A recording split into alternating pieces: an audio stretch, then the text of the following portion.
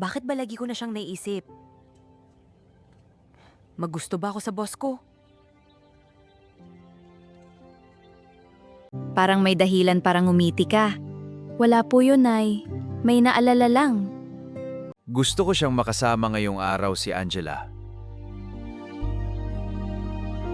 Lahat dapat perpekto! Ayusin niyo lahat ang dapat ayusin! Baka hanapin ka na naman ni Sir. Tigilan mo nga ako, Liza. Best friend ba talaga kita? Angela, ikaw ang magiging assistant ni Sir Ethan para sa VIP event. Ako po? Sir, ako raw po ang kasama ninyo? Oo, relax ka lang. Normal lang to. Para sa inyo po? Ang ganda ng decorations, Angela. Ang ganda pala kapag ganito kalaki ang event. Hindi ka sanay. Hindi po. Sir, bakit po nandito tayo? May kailangan tayong ayusin. Hindi na po kailangan. Parte ito ng trabaho. Subukan po natin ito.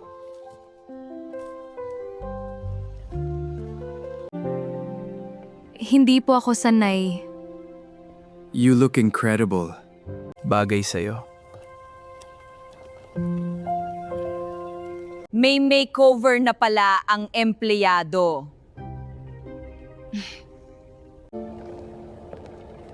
Magpapalit na lang po ako. Hindi. Kasama kita mamaya. Hindi ako makapaniwalang nandito ako.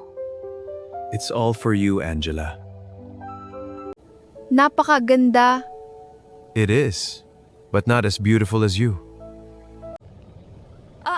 Ingat. This is a dream. Don't wake me. Let time just pass us by. I'm falling in love with you. Salamat po. If I lose my way, would you come? Bagay silang tingnan? Pwede bang sumayaw? Ako po? We're